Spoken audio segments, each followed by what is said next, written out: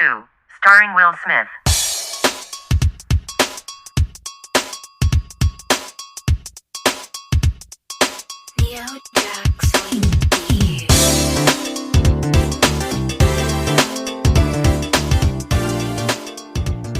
Hey everyone, welcome to Roll Call, the show where two childless millennials gush over movies and follow an actor's journey from their early years throughout their blockbuster hits.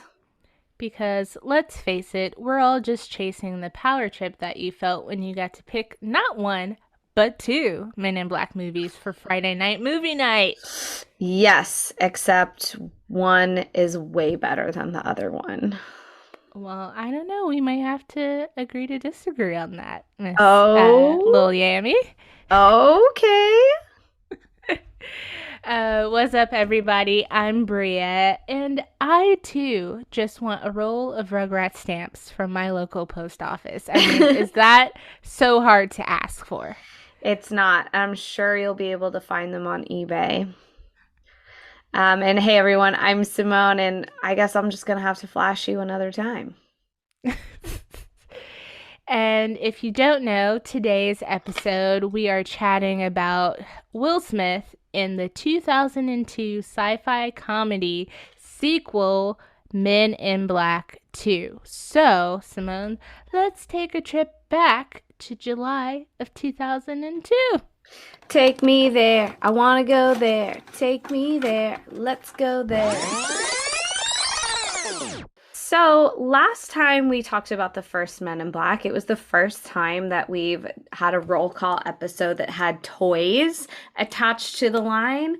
There was also a little toy line for Wild Wild West as well that we also talked about. And now in our first sequel of the series, Men in Black 2, if you didn't know, hopefully when you're listening to these episodes, you have watched the movie prior or you have plans to watch it, or maybe you have seen it in some past. But if you didn't know, Men in Black 2 was like a walking franchise, or a walking, what do you call that? What's the word I'm thinking of? Advertisement? Thank you. It's a walking advertisement of different brands. It's like super big on branding. And one of those big brands, baby, was Burger King. So Men in Black 2 relaunched or repartnered with Burger King for the release of this movie in 2002. We talked about the 1997 toy line. These toys are a little bit more diverse. They're a little bit more gadgety than the original line. And I thought this was interesting. Burger King also released like a special burger for this movie, and it was called Black Stack Barbecue Griller. And I think that this was like a summer line. It was I didn't eat a lot of Burger King as a kid, but it was I did. It was part of their like summer like backyard barbecue picnic line, I think. Yeah. And so all of these burgers were served on like some kind of like a French roll or a sweet roll. And so this one had two flame broiled seasoned patties with Swiss bacon and like a tangy barbecue sauce. So sounds like something Kevin would enjoy. Did you ever get one of these when you were a kid? Probably not. When I was a Burger King kid, I was a chicken Sammy gal. Ooh, okay. So that weird, odd, long-shaped chicken sandwich that was on like a French roll. And I actually did really love Burger King's fries more than McDonald's at that time, too. But, yeah, sign me up for all the toys. I mean, Burger King, I had, like, the Rugrats watches, the Simpsons watch. I still have that one, I think. But, man, I've definitely eBayed the Rugrats watches. I talked myself out of it. Those were amazing. I had a few like fully formed Burger King collections. One was the Backstreet Boys when they partnered because it was like Burger King Have It Your Way. So they like partnered with I Want It That Way kind of. And then their like Black and Blue album. So we had like the whole toy line of those. And then we had like the cups, like the Disney cups. So But with this, the Men in Black line, with the Burger King kids meal or big kids meal, inside of the paper bag, you would get a little like activity booklet. And so this one was catered towards Men in Black 2. So it kind of looks like a newspaper. It says extra, extra, alien alert. It's gonna get weird. Adventures, alien spotted at Burger King. And so it has like stills from their Burger King commercials that we will of course link in our social medias for this one, because there were a couple of different commercials for this time, one for the food and one for the toys. There's like little advertisements. It kind of looks like a National Enquirer a little bit. It's like, have you been neuralized? Can you not remember things lately? Can't remember what you did the last 5 minutes? Take the test on page 3. Alien outlaws discovered. Like, it totally looks kind of like a National Enquirer. On the inside of the booklet, there is a word search, a word scramble. There's like Burger King trivia. There's a little connect the dots. And then on the back is the like toy menu. So there's 2 like little kid models on the back. One kind of looks like Agent K, one looks like Agent J. And they're both wearing the gadgets and playing with the gadgets. So for this toy line, there is Alien Blastin' J, which I think they had an Alien Blasting J in the first line. They have a universal communicator that kind of looks like the little Palm Pilot that they had that has a little red button on the front. It kind of almost looks like their car key fob in the movie. There's another alien slime covered maneuver, and when you press the top, its eyeballs like come out and spin. There's a Frank the Pug, which looks like a squishy, one of those things that you would squish, and again, its eyeballs come out, but it's actually a bobblehead. They have a portable alien detector, which looks exactly like a flip phone, like an old Nokia flip phone, but it came with these little special slides, and when you it looks like a big SIM card, and when you would slide this SIM card thing into it and you pressed a light up button, it actually gave you the picture of the like what the alien actually looks like out of its human skin. So that one's kind of cool. I bet you that one was really popular to have. They also, speaking of watches, had a little MIB time watch. I don't know if it's an actual functioning watch, if it needs, actually, yes, it looks like it needs batteries. So it looks like there's just probably an analog watch, like similar to the one that Kay had for the movie. We also have the iconic black sunglasses. There's the tunnel, the subway alien, Steve, I think it was his name. So the big worm alien that is a push back, let go, slide forward kind of toy. There is a flusher toy. So when in the movie, when all of the characters need to evacuate MIB headquarters, they kind of get this big flush in the room that they're in, and they're let out of a New York City porta potty, which very questionable. But there's essentially like K on a flushing throne. It's not necessarily a toilet, but it is implied that it's probably a toilet. So it's a cool line. It's different from the first one, but there are some similarities where there are characters covered in slime and goo. But I think the biggest toys or the most popular toys of this collection were the sunglasses and then the flip phone that you can put the little SIM card detectors in. So cool. I mean, I was a practical Happy Meal toy kid, so the gadget looking ones would have been right up my alley. The sunglasses, because then you can play pretend. Who wants to push back a little toy and have it take, I mean, those are like the little kid toys. I feel like, they'll be happy with that, but I want the fake cell phone and all those things. Those are what I like to call the fuddy-duddy stuff. So like the bobblehead, the little flusher toy, like cool to look at, fine if you do it a few times, but then there's the functional pieces that you can actually use. And there's a great video called Card Reviews and Magic Theory by Jesse on YouTube. And this guy basically goes through and buys old toy lines from various franchise, like fast food franchises and stuff and reviews them. So it's about 10 minutes and he goes through all of the pieces together. I can't vouch for this person. I haven't watched any of their other videos, so I don't know if this guy is a Trumper or a fucking racist. I really hope not. But it's an informal video, at least, about the Men in Black 2 Burger King toy line. That's a hell of a warning. True that. And is that it for the hotness? Yeah, I figured, as Will Smith would say. Yeah, the hotness, baby. Yeah, I really only just looked at the Burger King toys only because Burger King was like a walking advertisement for this movie, and so I bet you it was like, hey, you scratch my back, I'll scratch yours kind of thing. So they probably had to have some kind of like paid promotional, so I just stuck with Burger King for this one. All right, cool. That's fine by me. When I watched this, I low-key was like, I low-key want Burger King. It works. It still works. Still works. I feel like a Whopper is just appropriate. And hell, I still may go. You know, Sarah Lena in the movie at one point was eating a Whopper, but it had like a red bun to it. So I wonder if that was some kind of fun, like, alien burger that she was eating. Maybe. So, in general pop culture, let's get into it. There's some specific things that I really wanted to focus on, so I'm just going to try to power through some of this other stuff. But Simone, I don't know if we talked about this before, but MTV Made was started in 2002, and I'm curious, if you could be on Made, what would you be made into?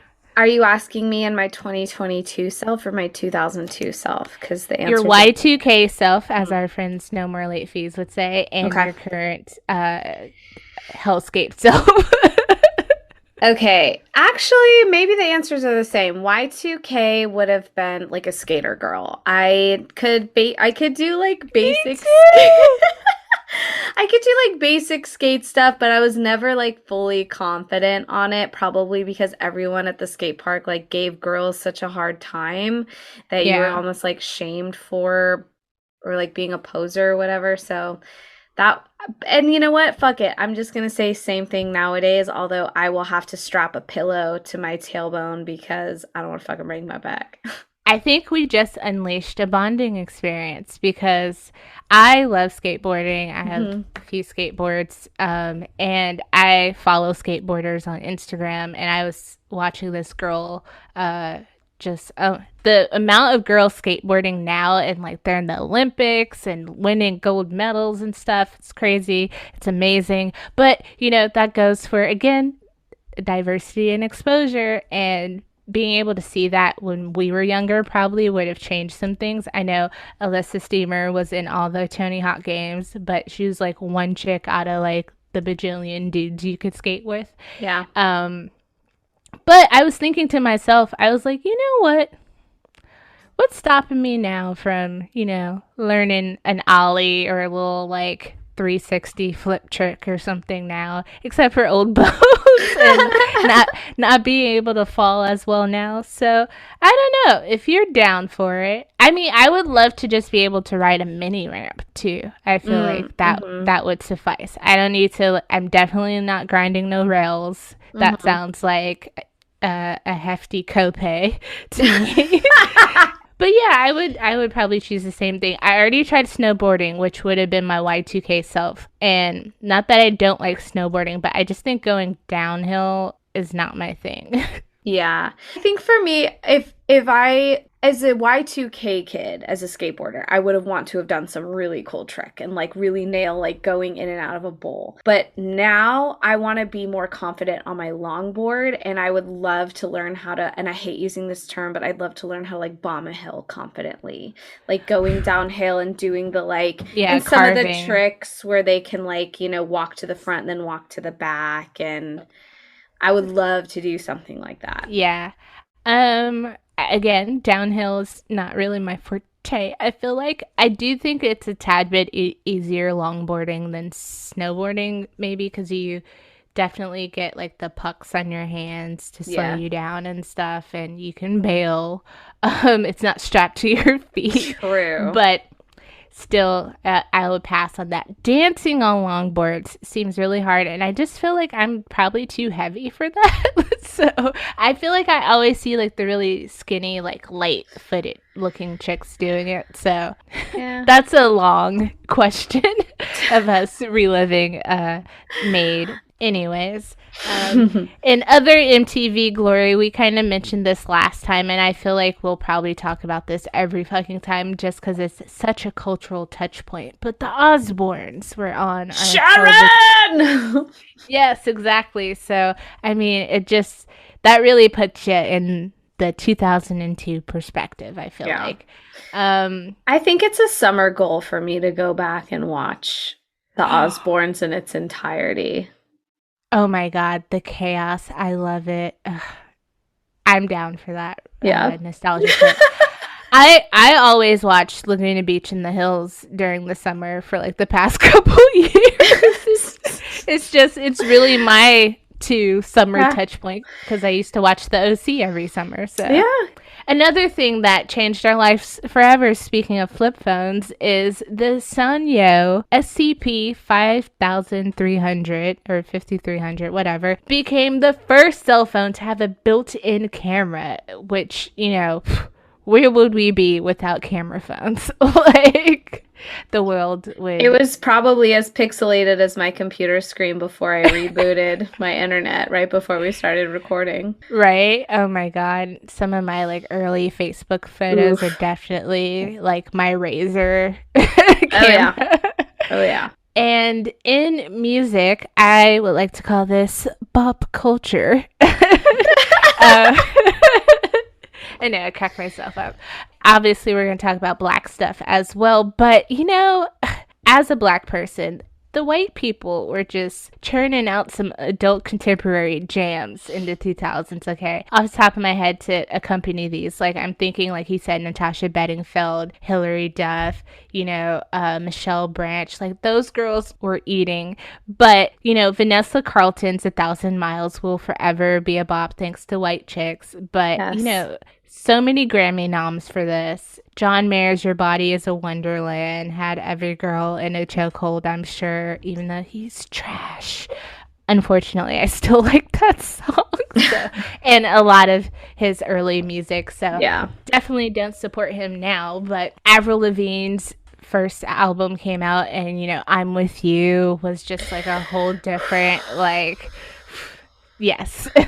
And of course, too, I think we talked about this last season, Norah Jones, Don't Know Why, which tons of Grammy nominations and wins. She won for Record of the Year. But, like, just the coffee shop vibes of it all. Just amazing. So, wanted to mention those. And then we're going to move on over because Will, again, of course, is on the cover of various magazines, a lot of film magazines like SFX, which I'm getting, Special Effects magazine, Premiere Movie magazine, but of course he's on Jet magazine, not once but twice this year. Golly. Right? Obviously he's on the cover for Men in Black, but I want to talk about the Oscars cover, which features him as Ollie, Denzel, and Halle Berry for their Oscar nominations. What a great cover. Right. I mean, the graphics could have been better, but, it is what it is. Yeah. But, this was a monumental point, I think, for a lot of Black people who enjoy pop culture and movies, because this was, and I feel like we talk about these nominations all the time because I need to remind you people, but... this was the first time that two Black men were nominated as Best Actor in the same year. That is not long ago. That's 20 years ago, people. Yeah. And, the fact that we're still having conversations like the Oscars is so white is saddening. Also, Halle Berry was the first Black woman since 1993, which at that time was 9 years to be nominated in Best Actress. She's still the only one to have won.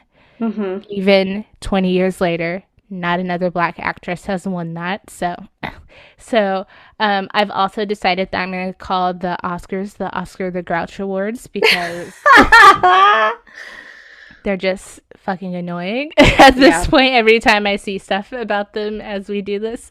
And then in Ebony's July magazine, who is on the cover, then, just starting out as a cover girl, but Beyonce, she's heating up Hollywood. This is pre Crazy in Love, but we've got '03 Bonnie and Clyde in the works, and stuff. So in this magazine, though, there's an article called Rappers Go Hollywood. And who else should be in that conversation than Will Smith? He's the first picture of that article. And so I just wanted to talk about this because, we've talked about this before, this phenomenon of rappers turning into actors and being pretty damn good at it. We've talked about Ice Cube, LL Cool J, and Queen Latifah. But in the 2000s, we've got a whole nother generation going here. We've got Snoop Dogg busting into the movies with his iconic role in Baby Boy and the movie Bones. And he had also a role in Training Day. Bones. Yeah. We've got DMX and his run of like martial arts movie roles with like his, role in Romeo Must Die with Aaliyah, and then Cradle to the Grave with Jet Li and just him.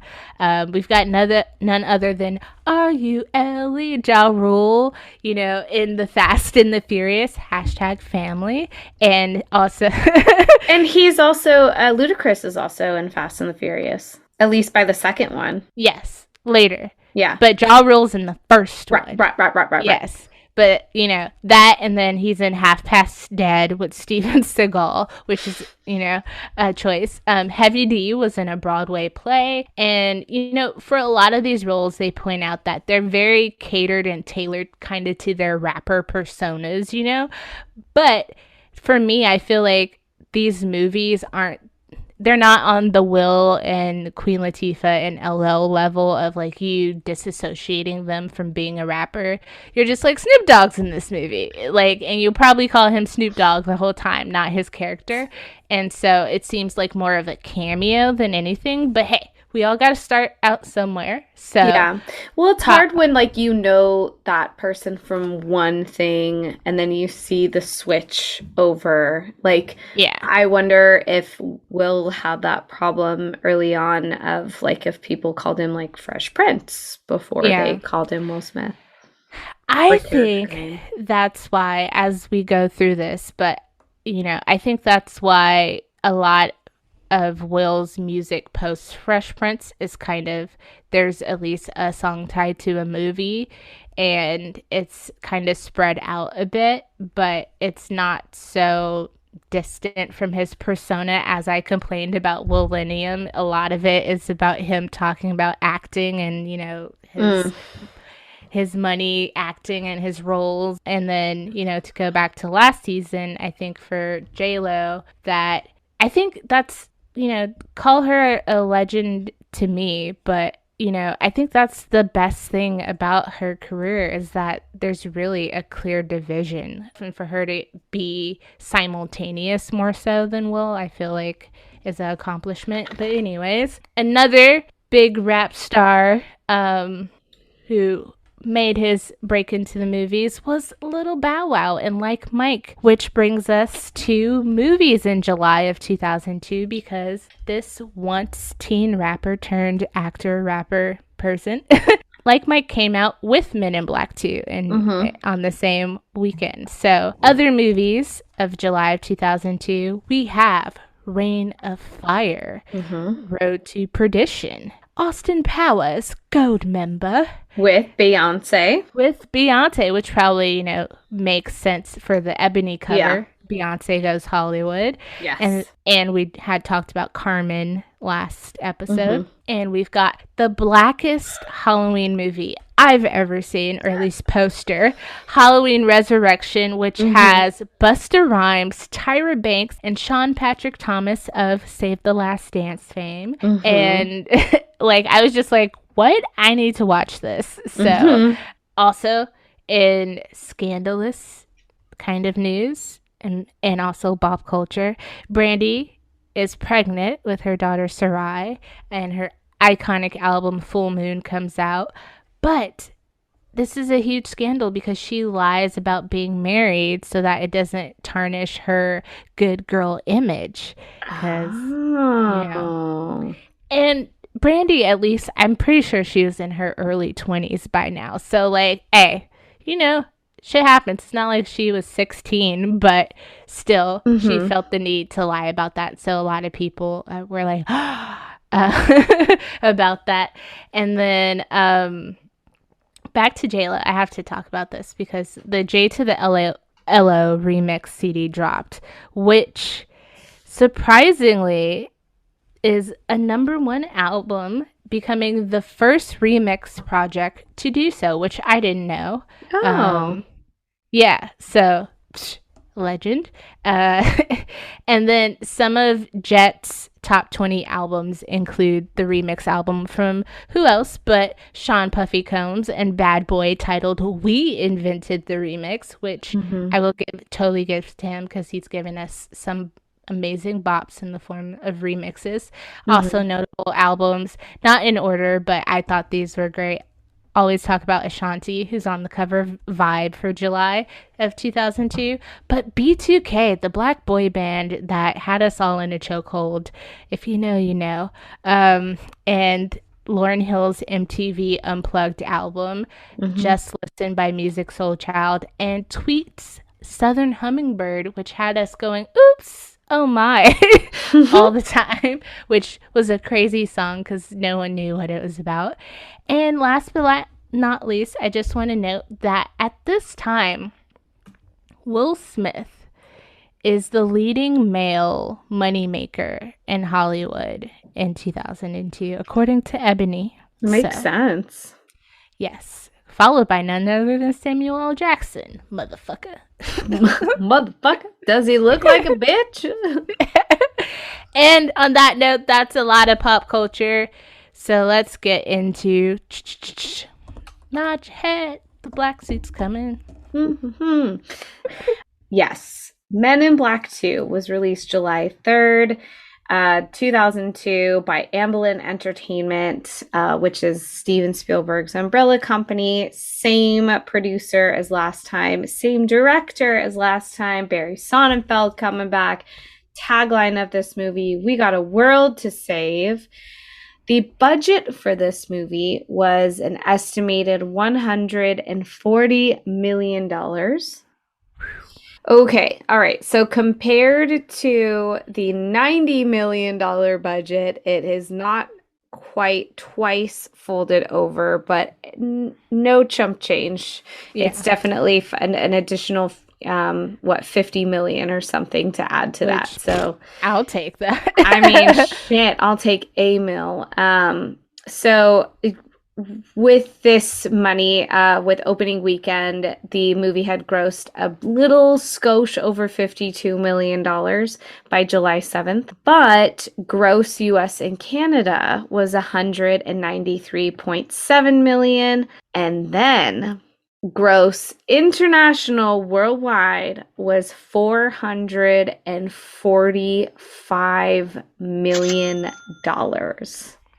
Which all of those numbers are still lower than the first one, which kind of surprises me. Yes, truly. But it's still, I mean, with the way that this movie's reviews were, that kind of surprised me to see that it still commercially did really well. I mean, we know that it's still, as lewd of crude and humor that this movie had, it's still obviously catered towards kids, or family movie, if you will. And so it makes sense that it grossed this high.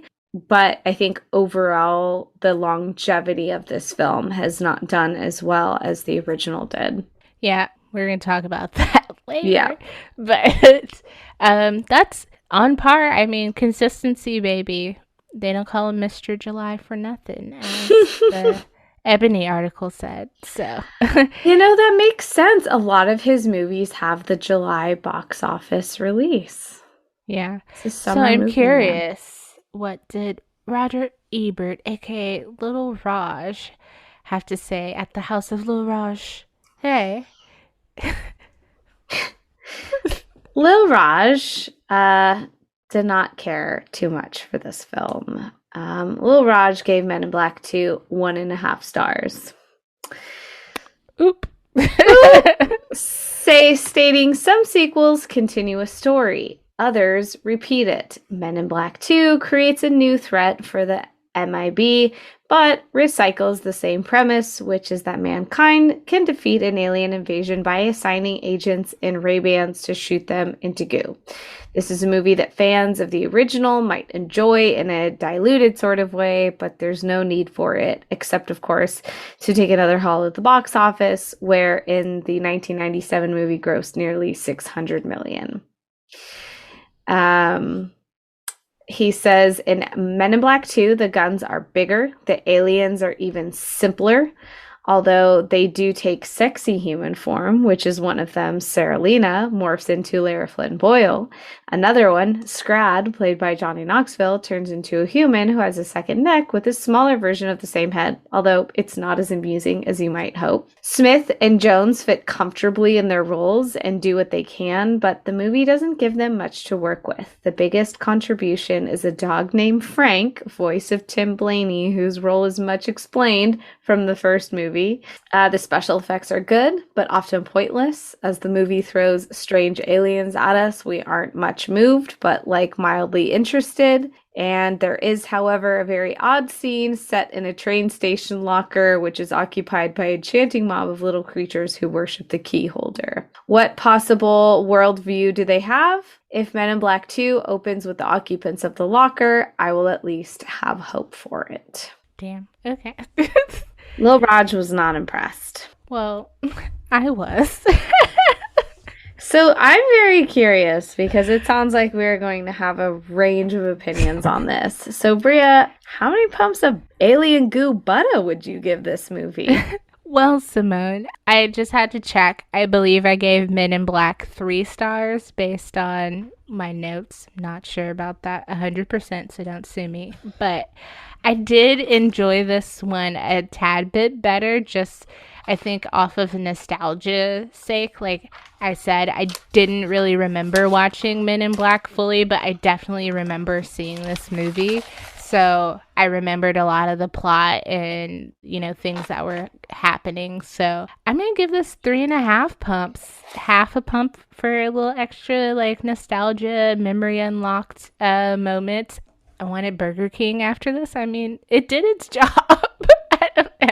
I respect you as a friend and a partner, but I disagree. That's fine. You gave Independence Day. That's true. I think I gave Independence Day a perfect score, even though it's so stupid. It's probably just for Boomer, honestly, at this point. Let's be true. And Jeff Goldblum. And Daddy Bloom. That's true.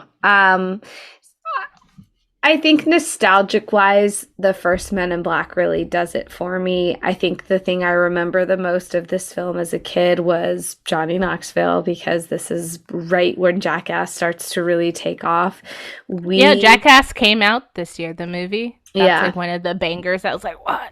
Yeah. So the Jackass movie, but the show had been on for a while, and so he's the bad boy that all the girls had a crush on. That our moms were like, "Oh my God, why do you like and idolize that man?"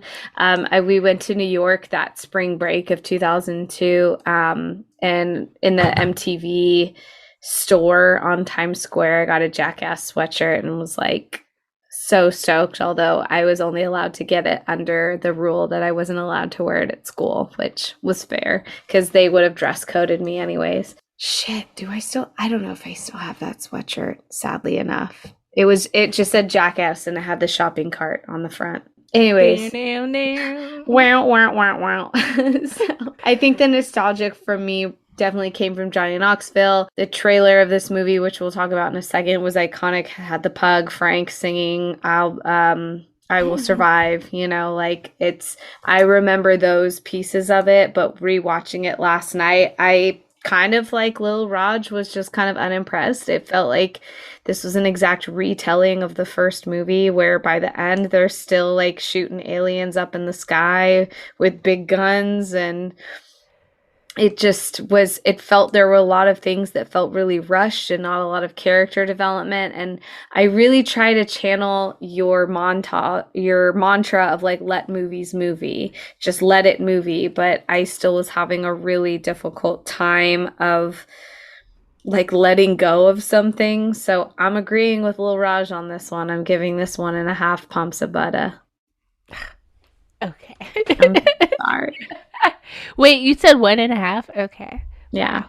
Yeah. All right. Well, we're definitely going to get into that later, but we've got some stuff to talk about, like the trailer and the cast. Yes. So you said, like you said, this trailer, pretty iconic, lots of stuff that was put in there that was funny and, again, kind of iconic with Jake, is it Jake? Frank. I'm making Frank. Jay and Frank. Jake. Frank the pug singing, and the line about the black dude in the car. Yeah. Which was improv, yes, of course, by Will. And that was so good that they left it in and put it in the trailer. But just, I mean, I feel like if you saw the trailer and you've seen the first one, then of course you're going to want to see the second one. Yeah, and you kind of know what you're getting into. There's no surprises. I do think that they gave away some of the more funnier lines in the trailer. And I didn't watch the trailers until today. I watched the movie last night. And I remember exactly as those scenes were happening, I'm like, that's in the trailer. Because those things were, I mean, of course, as a kid, like with the partnership of Burger King and stuff, those commercials were being played all the time on Nickelodeon and MTV and Cartoon Network and all that stuff. So I became very familiar with the commercial. Too, on IMDb, there's like a fun fact that Barry Sonnenfeld kind of wasn't happy with kind of the fact that so many of the funny parts were in the trailer, and then it was so, heavily promoted that, kind of ruins it in some aspects.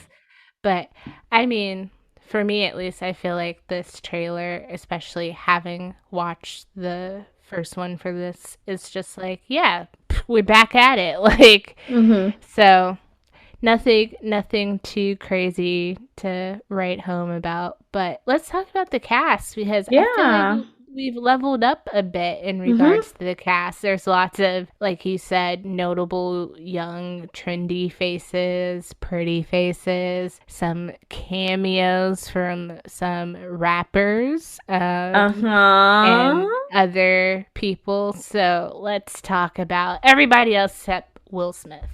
Okay. So Tommy Lee Jones comes back again as Agent K. Rip Torn reprises his role as Zed. The villain in this movie is played by Laura Flynn Boyle, who is an alien with these tentacle plant-like finger tendrils called Serlina. Johnny Knoxville kind of plays her little stupid, silly sidekick buffoon ish character. Henchman. Yeah. His name's Scrad, and he has the regular Johnny Knoxville body, but then like a second head coming out from the back with like more crooked teeth. I kind of did like that they didn't make it like an exact replica, but just like a little bit more like squirrely looking, I guess. Rosario Dawson plays a character called Laura Vasquez, who we learn is has a very special like alien lineage in her. Tony Shalhoub comes back as Jeebs. David Cross comes back again.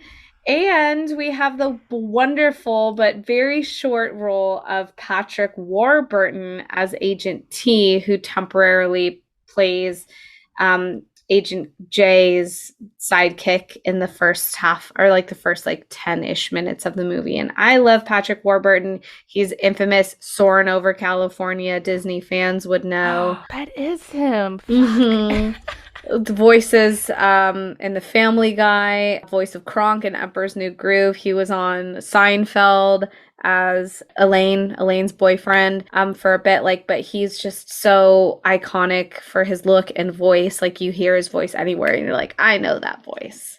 Some other notable ones, Nick Cannon, which is yes. This is like the second time he's like been a random small character in a movie we've watched. Word to Shall We Dance? Oh, yeah! I forgot about that. But yeah, I was like watching. I was like, oh, hi, Nick Cannon. That's random. Which Nick Cannon, too, has said, like, how influential Will has been to him. So I wonder if that was some kind of, like, mentorship kind of thing. Like, hey, why don't you be in Men in Black, too? I bet, because Nick Cannon was on the later seasons of all that in the late 90s and early 2000s. Well, probably not early 2000s, but, like, late 90s for sure. Like, him and Keenan, I think, are around the same age. And he then got, like, contracted with MTV. He was doing music. So it makes sense. Yeah. And then we have none other than the legend beatbox himself, Biz Markie, R.I.P., sir. But he was in the post office, right? Yeah. And him and Will were beatboxing against each other, which part of me was like, I wonder if Will and Ready Roxy were still friends if Ready Roxy would have been in Men in Black instead. But, you know, you win some, you lose some with friends. And then we have none other than the king of pop himself, Michael Jackson, trying to squeeze in as Agent M. Moving on, we have Martha Stewart pre-jail in a few scenes on the TV. She's in MIB headquarters talking. Well, because she was on, so going back to like the first one where they had like the confirmed list of other aliens living among us. I know Michael Jackson was there, but so was Martha Stewart, right? Yeah. Okay. Oh, I don't know, actually. I'm not sure about that. I mean, I know Steven Spielberg was there. I know like Barry Al Roker. There was like a bunch of celebrities, but I want to say Martha Stewart possibly was in that list. And in this movie, they kind of confirmed that Oprah also was an alien, but I don't know for sure about Martha if she was tied in because of that or if she wanted to be in the movie. I do know that Michael Jackson loved the first one so much that he called and was like, if there's a sequel, like I'm going to be in it. Like, so that's exactly what happened. And I don't know. I thought it was very nostalgic because I feel like there's some like no more late fees, free promo, but they just did the new guy, and there's so many celebrity cameos in that movie. Like I just feel like it's a very 2000s thing, you know? Totally. There was. Yeah, like Tony. Yeah, I just listened to their episode. Great job, gals, by the way. But yeah, like Tony Hawk was in that movie, and I think that was Jermaine Dupri, like so many just random, like. So it makes sense. Those are notable peeps to me. And to note, Laura Flynn Boyle, the second time she's worked with Will, they were in Where the Day Takes You together. Yes. And how she got in this film. Do you know? I don't. Tell me. Well, she was dating none other than our infamous Blood and Wine star, Jack Nicholson. Right? And I forget how, I think to do another movie, he was like, okay, I'll do it, but you got to put my girlfriend in something or in this. So it's not always talent, but I liked her in this role. What was their age gap? You're like astonished. I did not know that they dated from 1999 to 2006, on and off. Damn, that's a long time. That is. Do you know who else auditioned for this?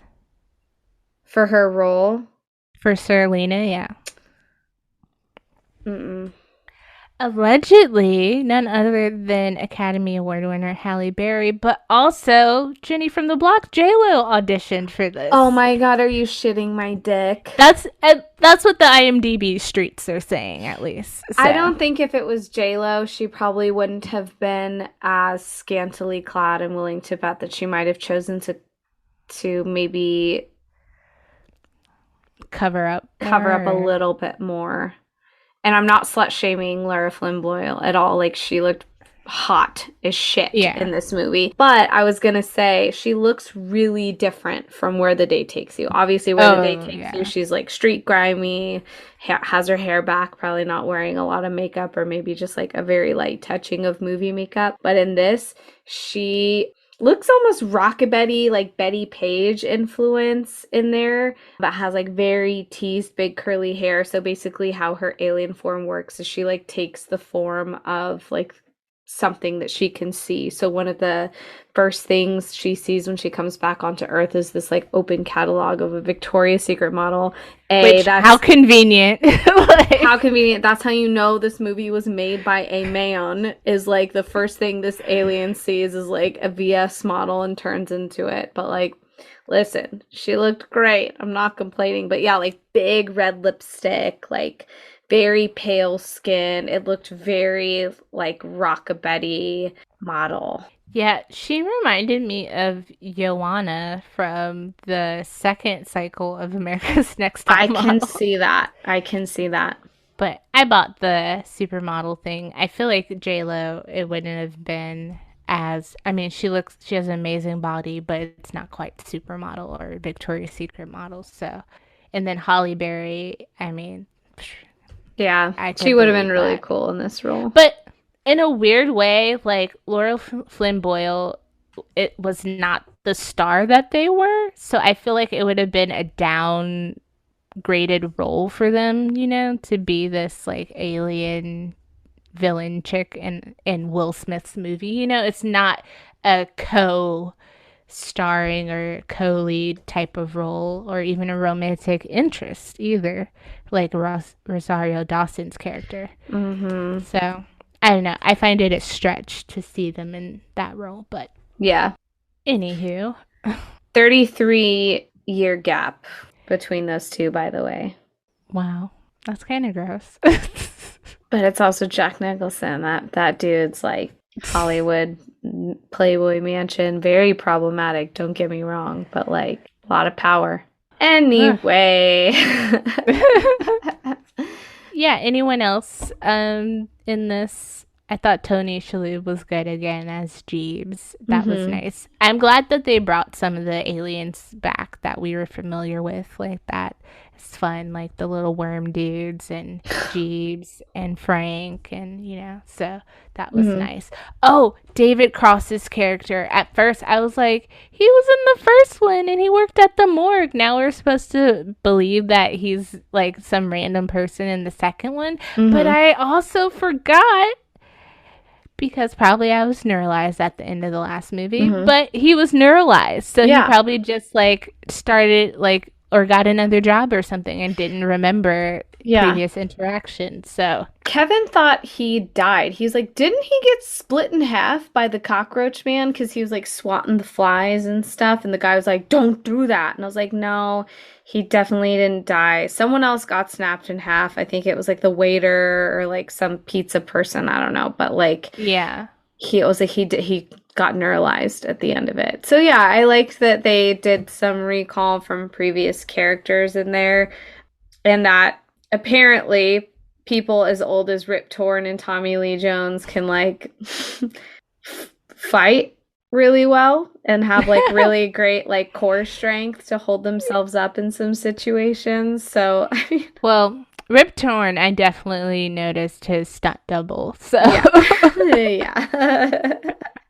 That practical magic, not so strong. Not so much. Should we move on? I mean, I feel like this is hearkening back to the first one. Yeah, there was a lot of really great, like, there's some funny physical comedy, like when he's lands in that big like pile of tubes at the end to save Laura Velasquez from being shot off into space or destroyed or something, and he's just like like trying to get out. Yeah, that was pretty funny. Kind of reminded me of him trying to take the test in the eggshell chairs and like the picture behind you and stuff. And I liked some of the other like physical comedy between him and Tommy Lee Jones as well. So it was like good to see that they like did some recall of it, but to me it just felt like it was a retelling of the first movie.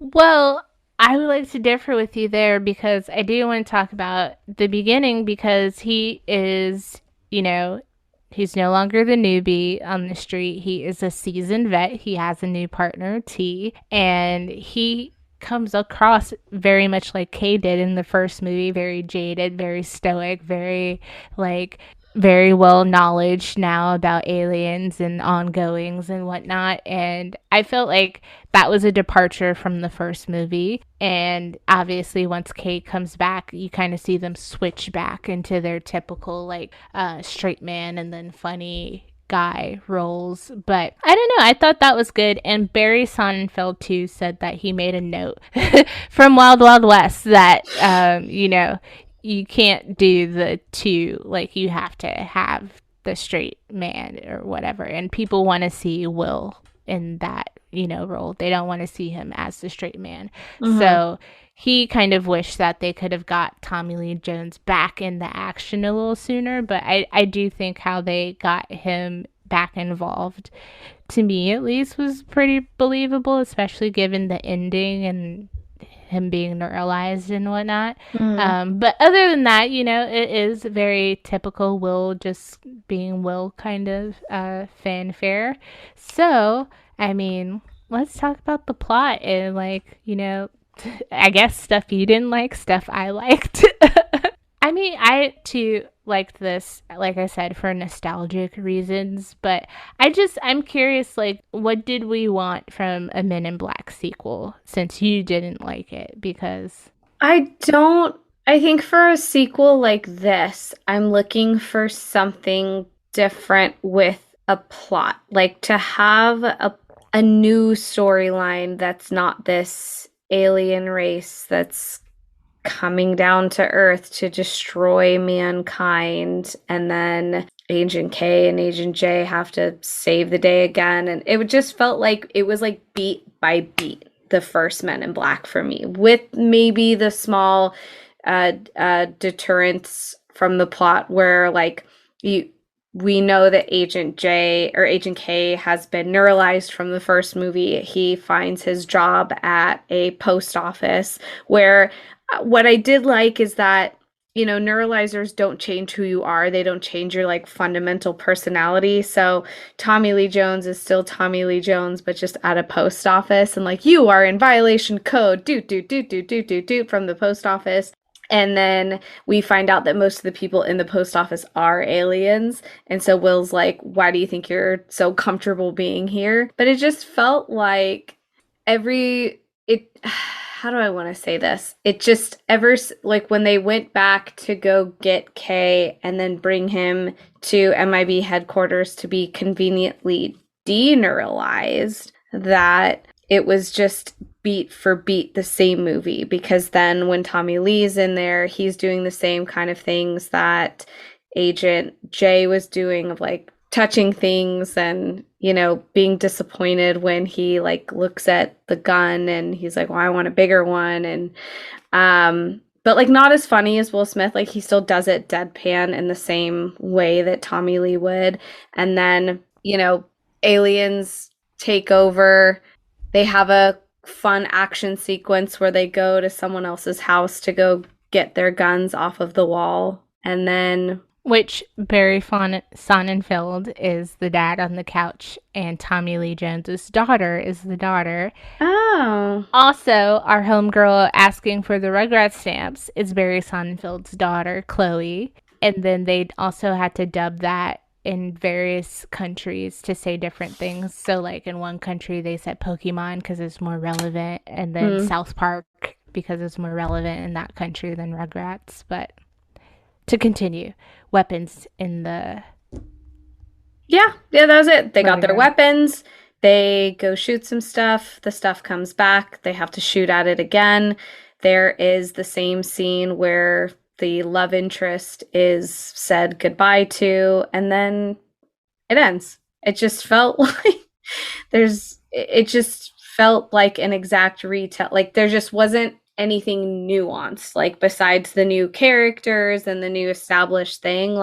It was just felt like it. There were also elements of the plot that seemed really rushed to me, with Jay and Laura, forming a very close relationship and bond. Like, one minute he's having a slice of pie with her, and then he's like, I guess I'll flash you another time. And Rosario Dawson's character, Laura, is also just like very oddly calm throughout the entire movie. Like, is never like, wait, what the fuck? Like, there are aliens. Like, she's just very like, yeah, okay, well, sounds like your job must be lonely then. And then the next moment he's like, she's very important to me. And it's like, you don't even know. She's just a pretty girl that you saved from an alien situation. And then I just hear hating. I'm sorry. I just couldn't, like, it felt like the whole relationship was super rushed. They hadn't seen each other since they were at the diner, and now she's kissing him and he's saying that she's important. And it just feels like there should have been something else in between, like maybe they go on a date or they get to know each other a little bit better. And it just seems like everyone's also just very non-reactional to a lot of things. And I know this movie was made post 9/11. It's still set in New York, so perhaps some of their choices for this movie were based off of keeping things as light as possible while still kind of destroying stuff with New York and New Jersey. So perhaps that's why some of this movie seemed like it was really rushed together. So don't get me wrong, there's things that I liked. It just, for a sequel, I'm looking for something different in a storyline, not just a similar plot.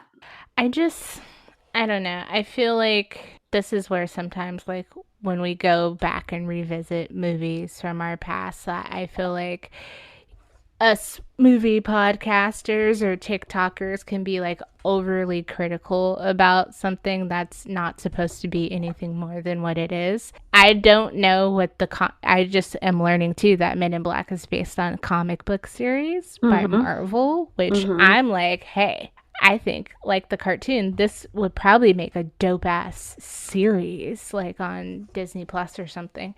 Well, I wonder if that's where they were going when they made the reboot with International. But to me, this reminds me of like what we were saying about the 90s Batman movies. Like, they're campy, they're over the top, they're not the Dark Knight, they're not the Batman, they're not, you know, Batman versus Superman, super broody, Ben Affleck, Batfleck daddy, Bruce Wayne.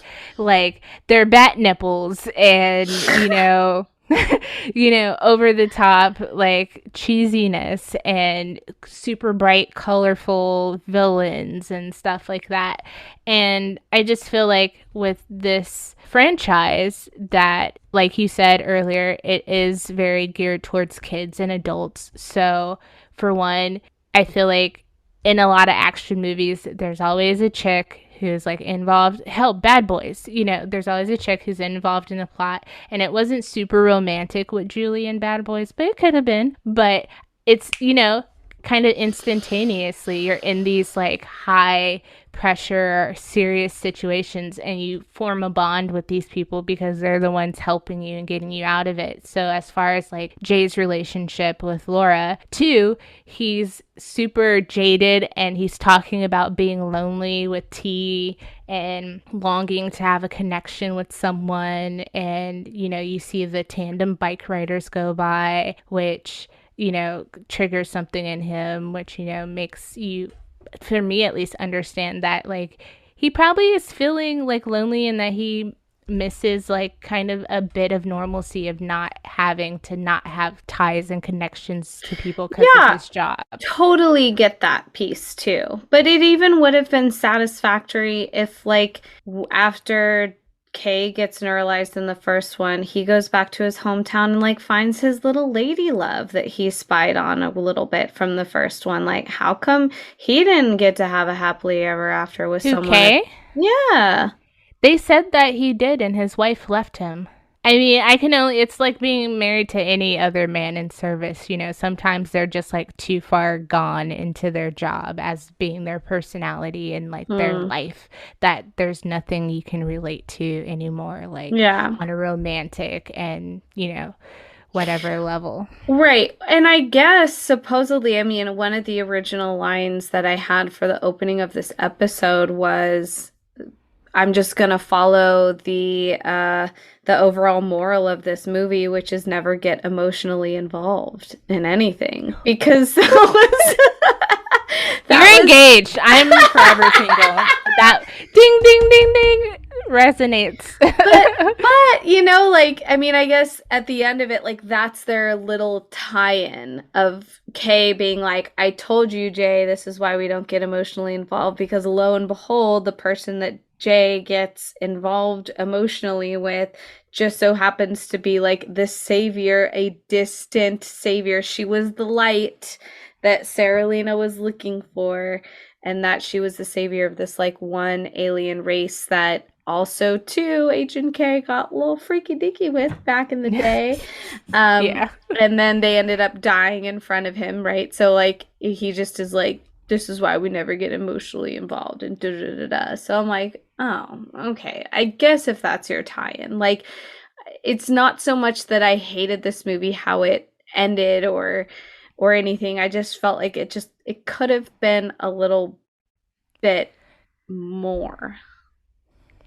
I guess I don't see like what more, like, I don't see this as like something I'm going into like wanting like some profound character development, and that's just based on the first movie. Not to say, again, like I said, Men in Black could very well be rebooted and again, like Marvel and all the other shit, taken to another level where it's very like Twilight, kind of like those flashback scenes, like where it's very Twilight Zoney and serious, and like we've got it, or X-Files, you know, where it's very like that kind of tone. But these movies don't have that tone to me, so I'm just like, I'm along for the roller coaster ride. Like, I'm here for the special effects, the laughs, and all the craziness that happens. I think it is an interesting turn to have to de-neuralize Kay. I thought that was a good twist to the story, because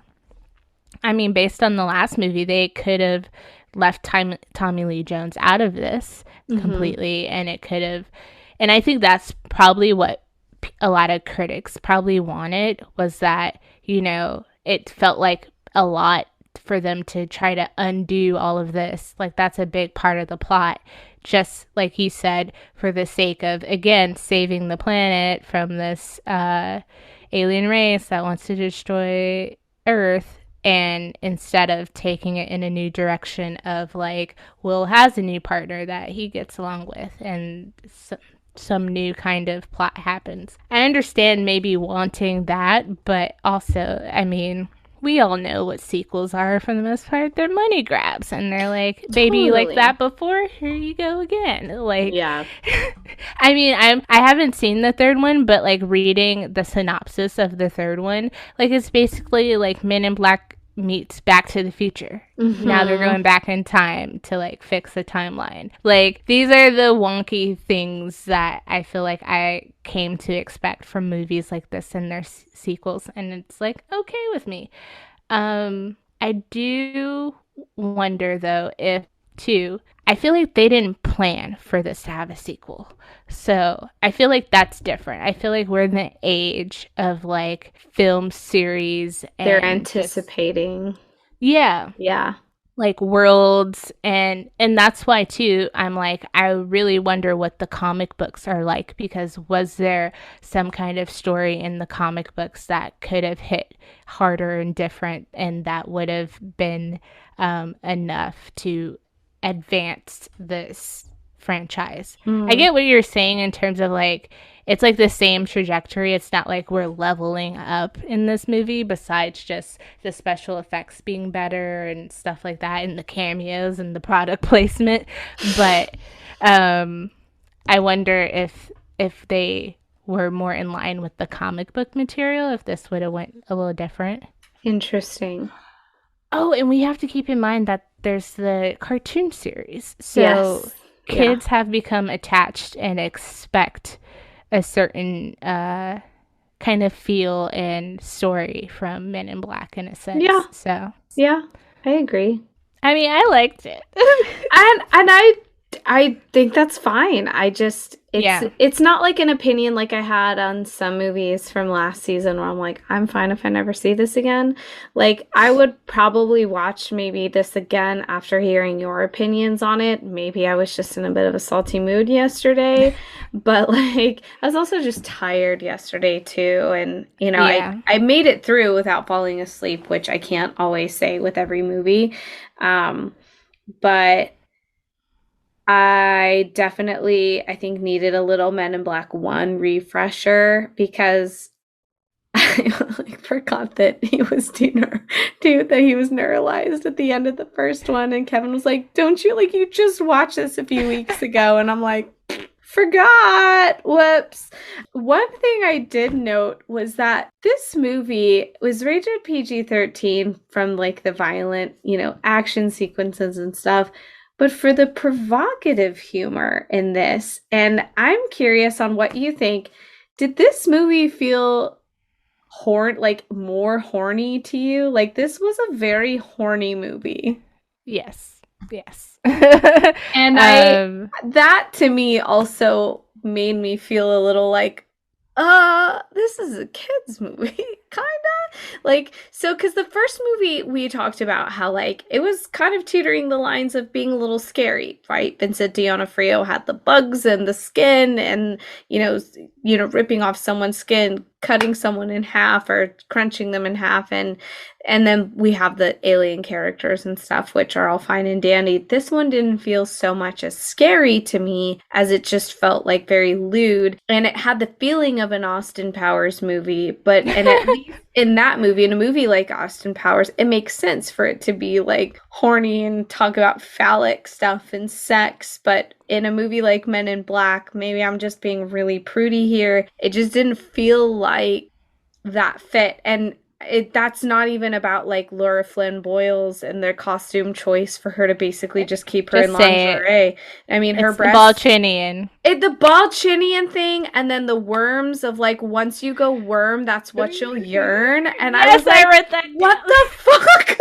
And they were, and then Will Smith, sorry, I'm gonna try and call them by their characters. When Kay and Jay dropped Laura off because they were like, well, you're gonna be safe here. He was just like, well, I guess just don't fall asleep. It's what? They're gonna rape her? Yeah.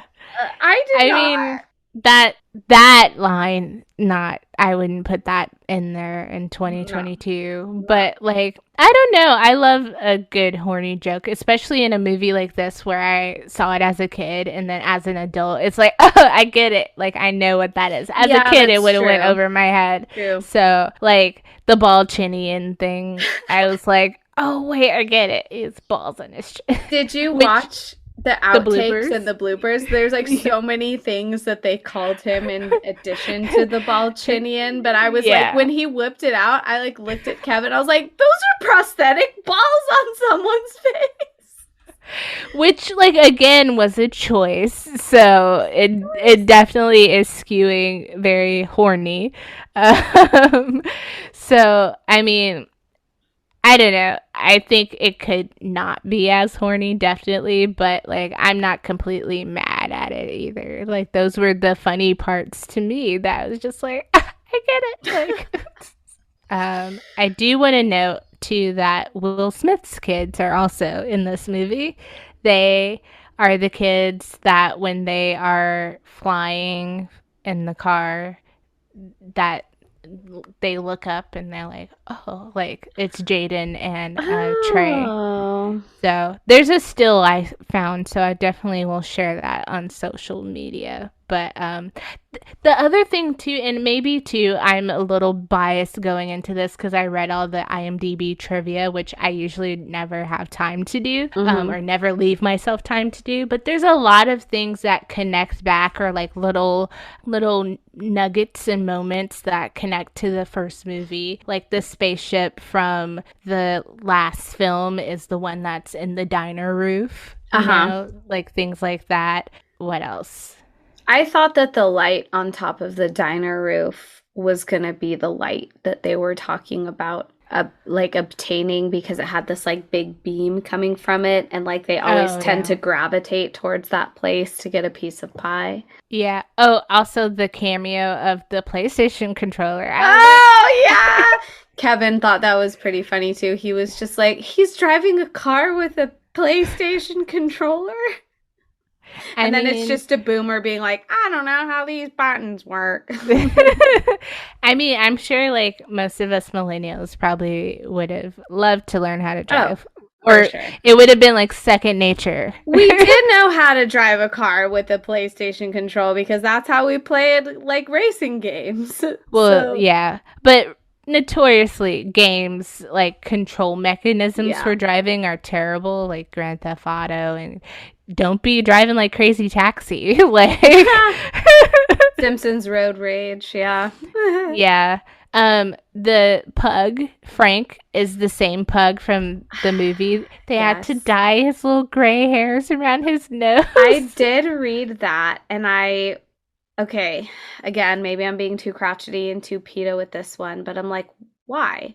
If the movie already had a 5-year progression timeline between 97 and 2002, and they did say it was like a natural progression of time.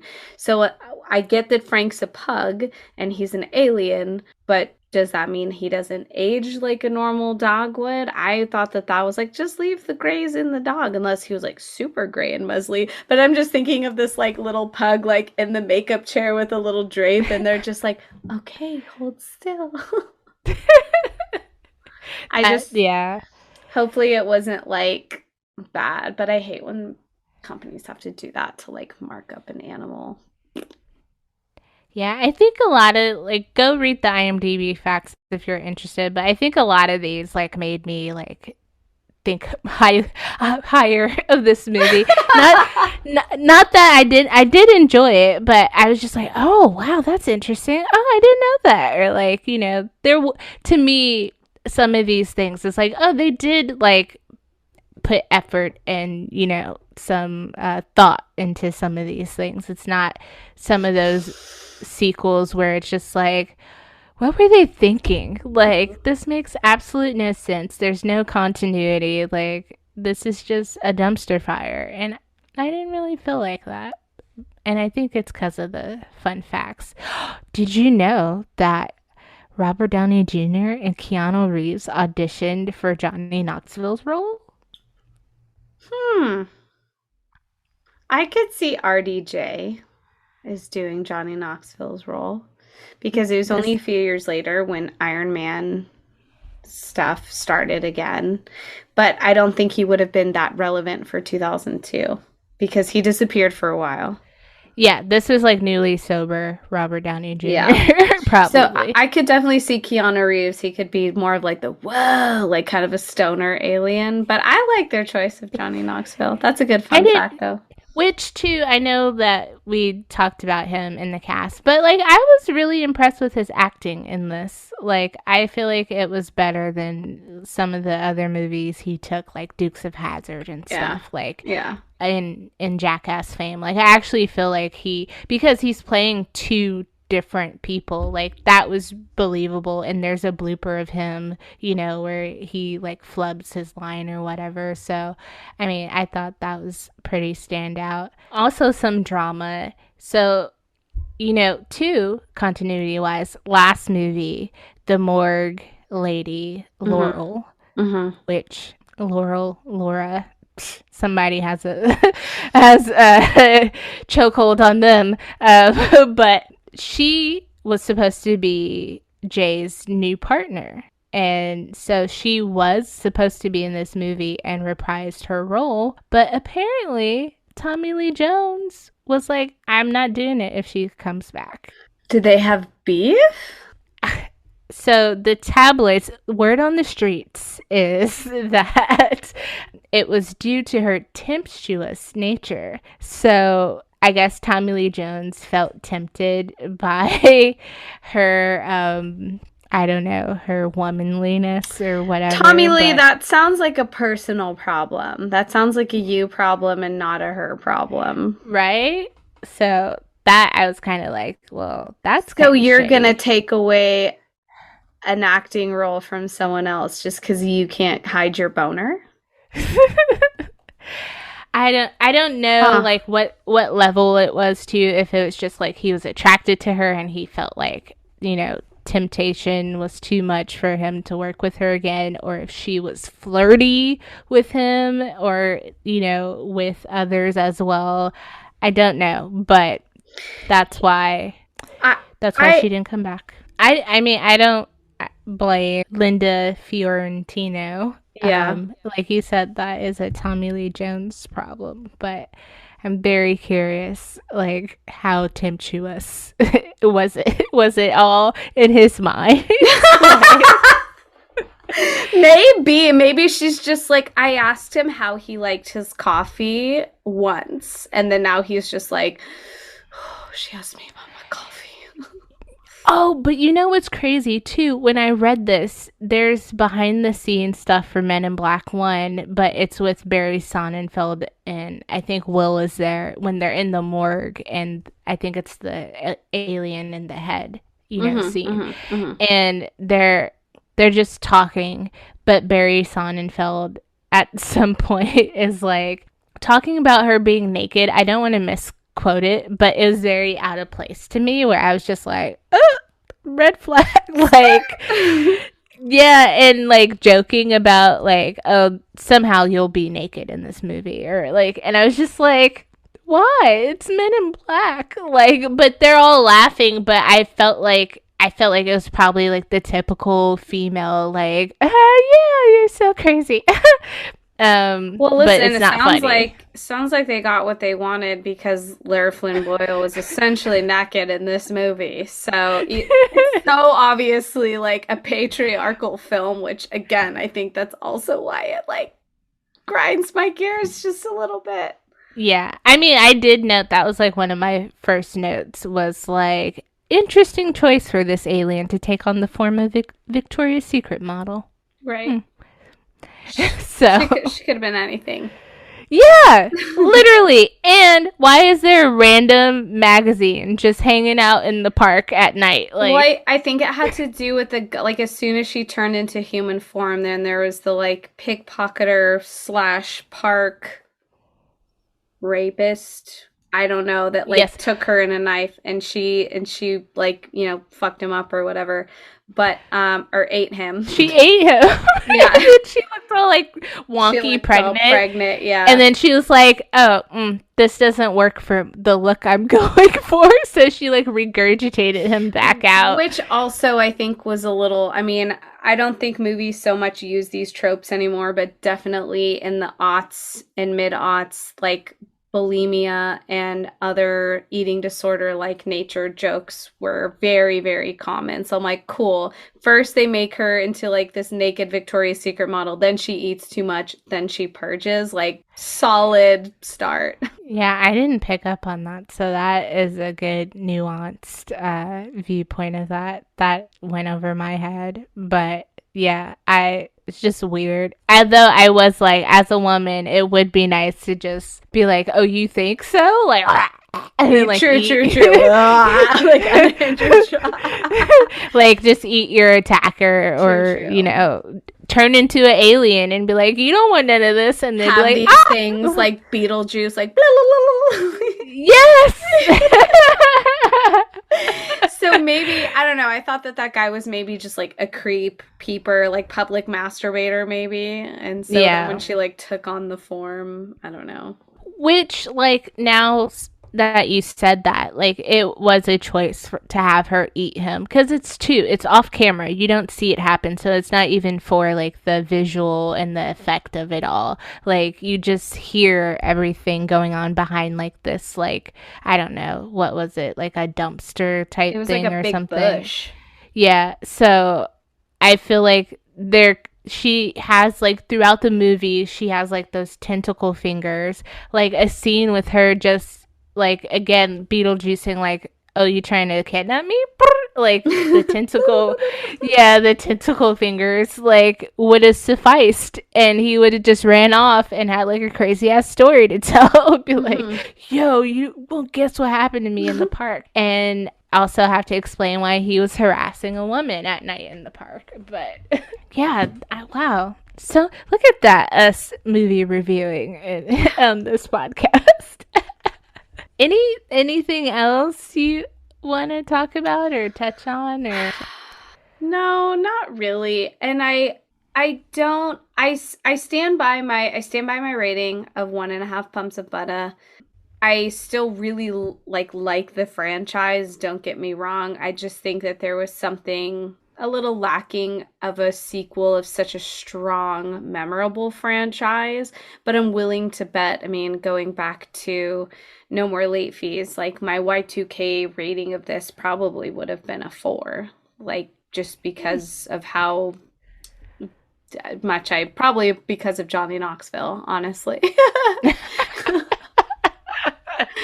But yeah, I don't know. As an adult, maybe it's just because I wasn't in like the greatest mood or mindset with watching this, and that totally will affect one's movie choice or like how they watch a movie as well. But it wasn't the worst thing I've ever seen.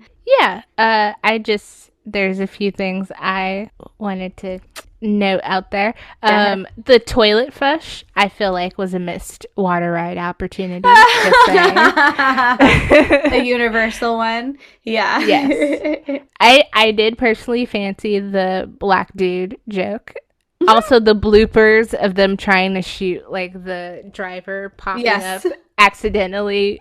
Hilarious. Definitely gonna share those. Also, the point where Will is like fighting with I think it's in Jeebs' store when Johnny Knoxville and his crew of aliens come and they're like bending him, and I was like, the way I could use my back cracks like that. I said that too. I was like, you know what? I'm overdue for an adjustment as it is. Like, I was like, bitch, fuck me up. I love getting cracked and stepped on. And that's how you know we're not our Y2K selves.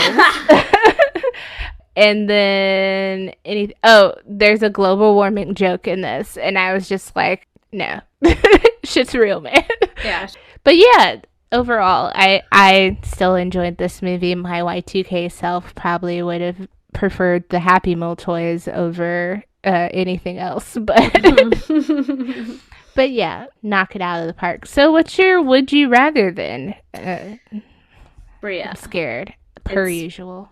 It's not that bad. It's pretty tame, but it does teeter along the line of, since there's so much horniness and lewdness, we might as well just give in to our temptation, eh? I feel like all of your would you rathers are slightly horny. This one's definitely horny. So, would you rather play Twister with the horny worm aliens? What is it with you?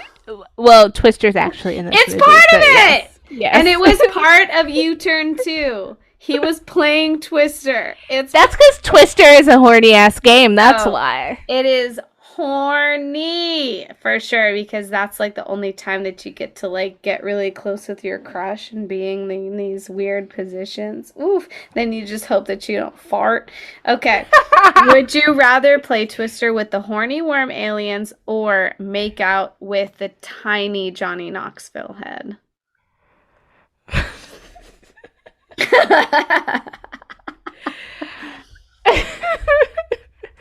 Oh God. I'm gonna go Twister again because Rosario Dawson seemed like she was having fun despite how horny they didn't seem like they were being all that disrespectful once they started playing the game.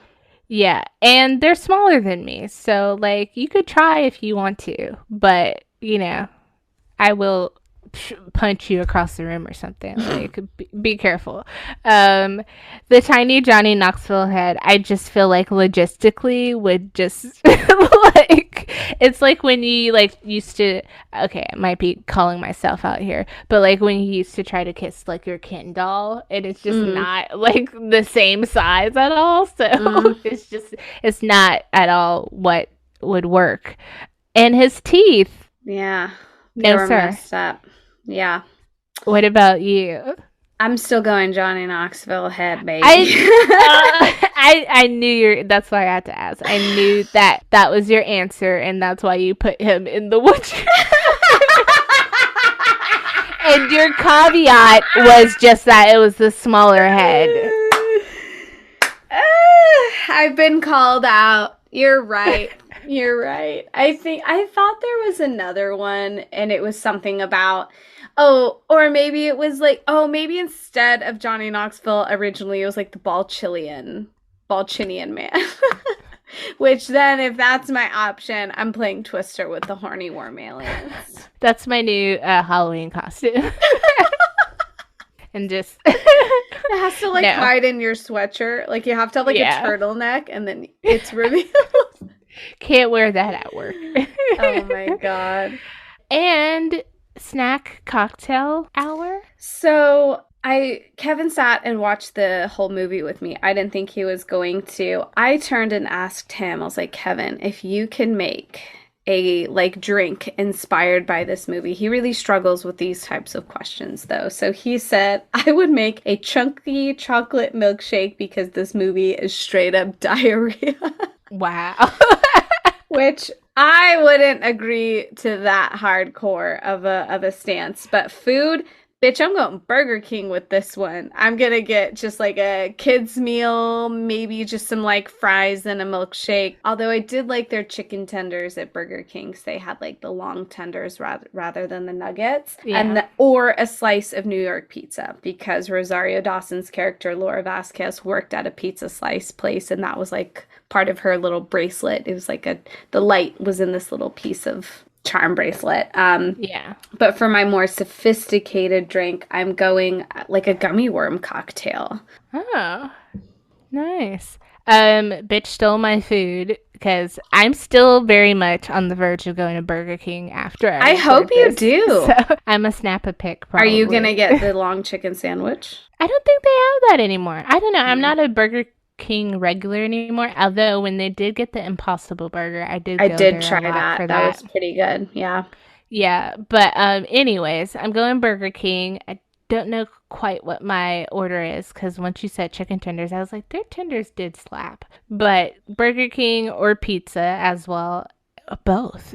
But my drink, I feel like, is inspired by the beautiful turquoise blue of the flesh. Genius. And brilliant. Then you throw 2 little mini Micro Machine agents in there.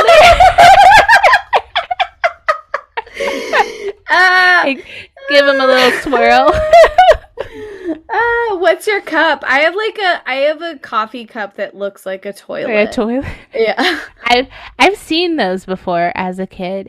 Oh, there used to be a coin bank that was a toilet. And it made a flush sound every time. Yeah. Yes. Crazy. I don't know if I would want to drink out of a toilet bowl. No. I'm just thinking the margarita, something glass. That's a very rounded glass. Yeah, but make it kind of what's the name of that design era? Make it spaceshipy. Have there be extra swirly lime green glass on the stem or something. You know, very 1950s. Mid-century. Yes, yeah. Very mid-century modern. Mm-hmm. So. Yeah, that would be my drink. Now, I don't know if it's liquid or a slushy, because, always love a blue slushy. Ooh, a blue slush would be good. But yeah, that's where I'm going. That whole concept of that slush the flush reminded me, there is a water ride like that in Waterworld in Concord, I think, and it looked like a big tube, and you'd start out from the top, and you basically just make your way down. They're funnel slides. Yeah. I don't fuck around with water park slides. I know. So I'm out for that water ride, but I'll hold your backpack, Bria, while you go on that. But I think that's it. I think that's it too. So don't be old and busted. With the new hotness. Yeah. Thank you for listening to this week's episode, and to the people who stuck with us so far, please come back for another episode. I mean, of just the Men in Black version of Inside the Actors Studio, all right? Seriously, if you like us enough to stick around, put your Burger King bag aside, take another deep dive down this IMDb rabbit hole as we discuss Will Smith in a back-to-back sequel weekend next week in Bad Boys 2, baby. And on that note, if you've got nothing better to do, maybe you go figure out a theme to watch a bunch of movies you've never seen. Maybe again, a back-to-back sequel thing going on, and have fun.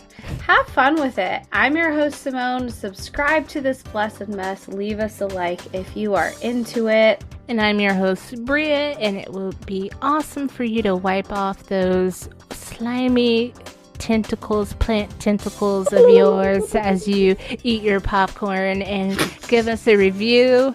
Why? Don't mind her. Give us a review how to eat the popcorn with it. Yeah, I'm thinking if you have a jumbo tub and you have all of these little tentacles with other mouths that come across at the end, so just having the mouths pick up the popcorn and then But no, they would just eat it and then it would go to you. It's true. Convenient. You don't have to lick your fingers, but lick those tentacle fingers and follow us at Roll Call Pod on Instagram, TikTok, and right at this very moment, not my favorite Twitter. I'm taking a Twitter break, but by the time this comes out, they'll be done. But just so you know, I intentionally was offline. And also, our episodes are on YouTube as well. And this has been another episode of... Oh, wait. Don't forget to check out our Redbubble and check out our merch. Buy it. Support us. The funds will go to us because we're broke. We don't make money doing this. And this has been another episode of the Brokest Inside the Actor Studio podcast. Roll call! And cut. Old and busted, baby.